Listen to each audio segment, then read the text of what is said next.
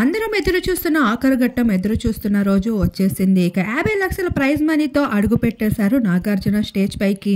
ఇక mid week elimination లేకపోవడంతో మొత్తం డబ్బులు సగం అమౌంట్ని అయితే హౌస్ మేట్స్కి ఆఫర్ చేస్తూ టెంప్ట్ చేస్తూ హౌస్లో ఒకరు వెళ్ళిపోవచ్చు అంటూ శ్రీముఖి అయితే హౌస్ లోపలికి అడుగు పెట్టబోతుంది.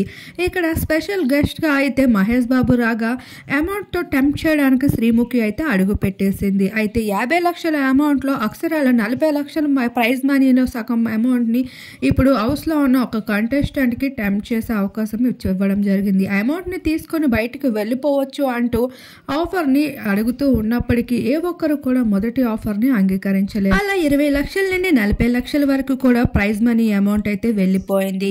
ఇక 40 లక్షల్లో 10 లక్షల్ని వదిలిపెట్టి 40 లక్షల్ని ఎత్తుకొని వెళ్ళిపోతున్న ఆ లక్కీ కంటెస్టెంట్ ఎవరు అని మీకు అనిపిస్తుందో తప్పకుండా మీ అభిప్రాయాన్ని కామెంట్ చేయండి.